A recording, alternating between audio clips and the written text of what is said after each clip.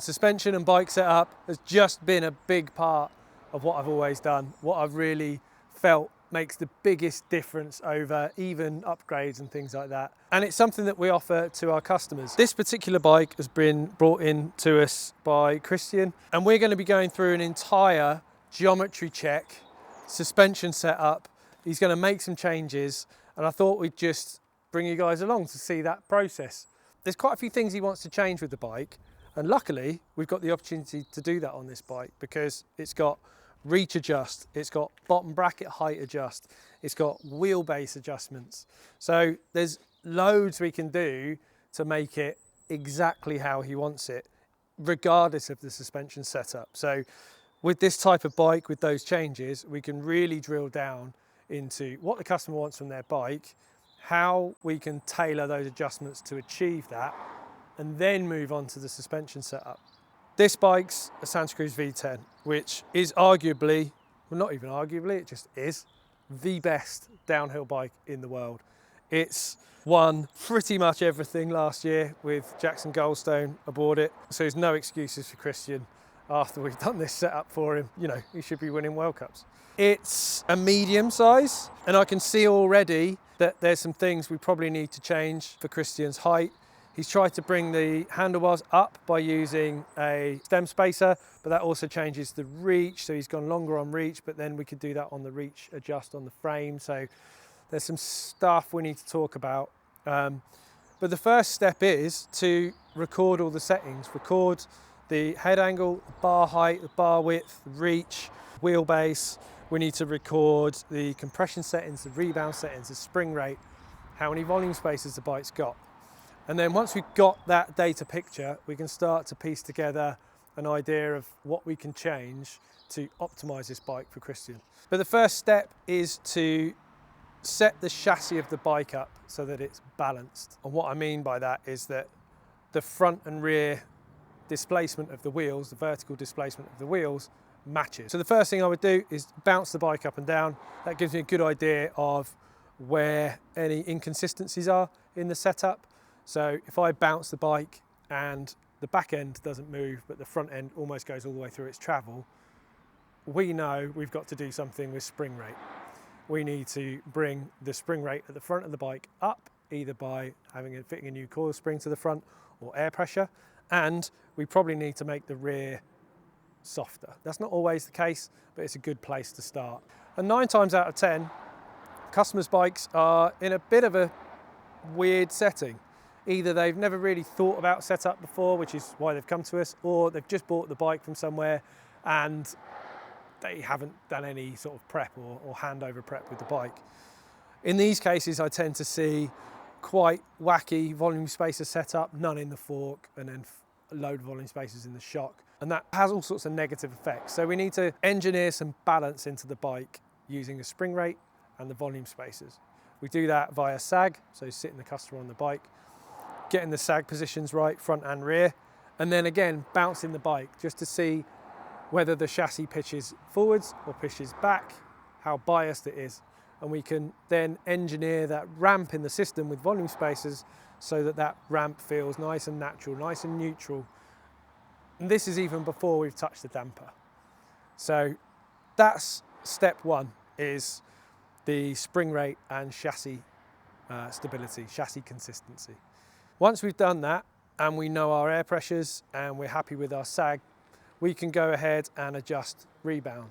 On this bike, we've got high speed and low speed rebound, so quite a few different adjustments here to make. And high speed and low speed rebound really aren't necessarily track specific changes. They are usually adjusted or changed when you change air pressure, when you change volume spacers, or when you change the unsprung mass, the unsprung weight of the bike. So that's tyre weight, rim weight, fit cush core, something like that. You're gonna need to change your rebound settings potentially. Not so simple on a bike like this because it is a downhill race bike. So that's where things get really interesting. And that's where we need to speak to Christian about where he's gonna be riding, what sort of setup changes we might make to the bike for rebound. But in general, in a setup in this scenario where we don't have data logging, we're just going to get the rebound to a sensible place where it's not too fast, not too slow, a little bit slower on the rear than the front, and just we want it to be able to calm the bike down, and that makes the bike feel really planted, really consistent, but we still want it fast enough to react to bumps, and that's all rebound adjustment. Once we've adjusted that, we record it, and I generally ask customers in general not to adjust it once it's in the right spot. Like I say, the only times we would say it's worth adjusting it is if you're a racer and you're looking for the minutiae of speed, and you want to optimize your bike completely run to run and track to track. If it's a generalized setup, we'll set it and forget it. Compression is split into high speed and low speed compression. Now, compression we consider to be track specific or rider input specific. So this is where we would generally go through with the customer how to adjust low speed, when to adjust it, how to adjust high speed, and when to adjust it, and front and rear. So, and how those things balance out. Low speed can be considered your body weight affecting the bike, so anything with a lower speed input, so the wheels are actually moving slowly.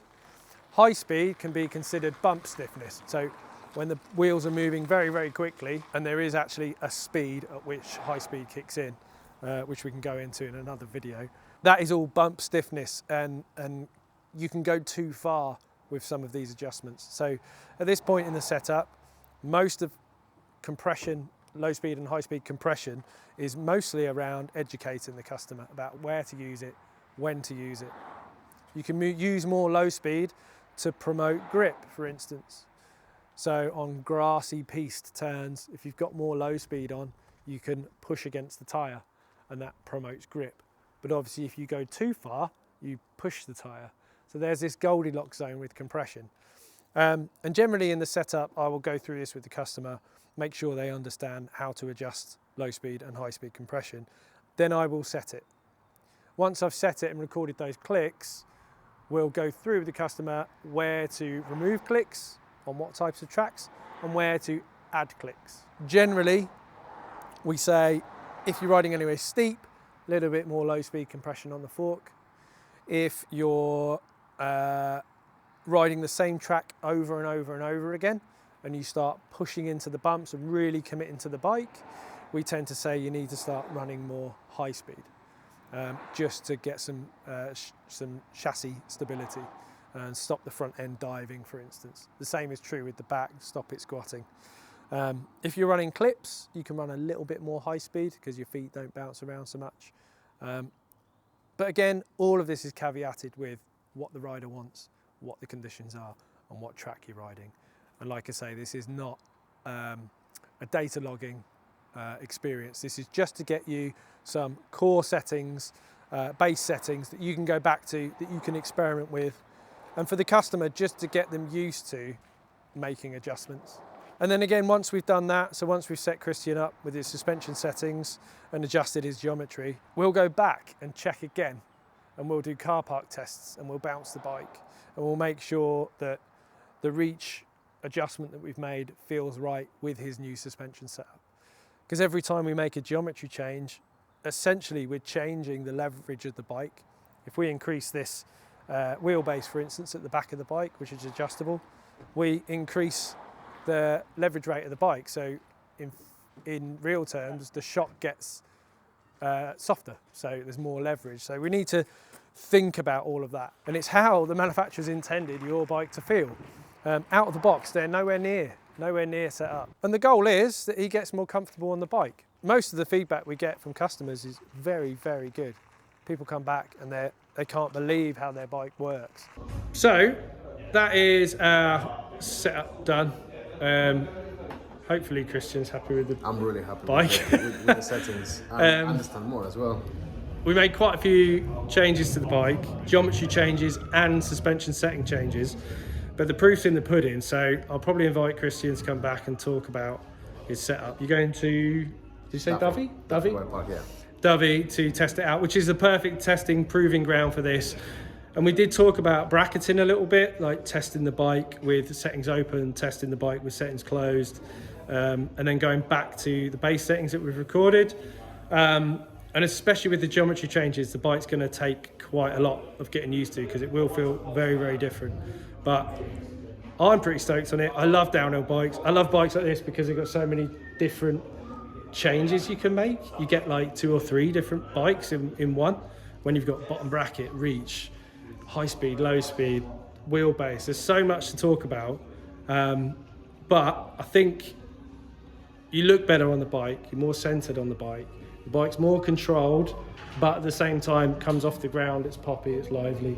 Definitely. And it just looks cool. Downhill bikes are cool. There we go. So that's settings and a plush setup. If you want a suspension setup, get in touch, jump on the website. You can book online. We can also do all the geometry changes and stuff that we've done with Christian. But for now, if you've got any questions, leave any comments, and see you soon. Bye.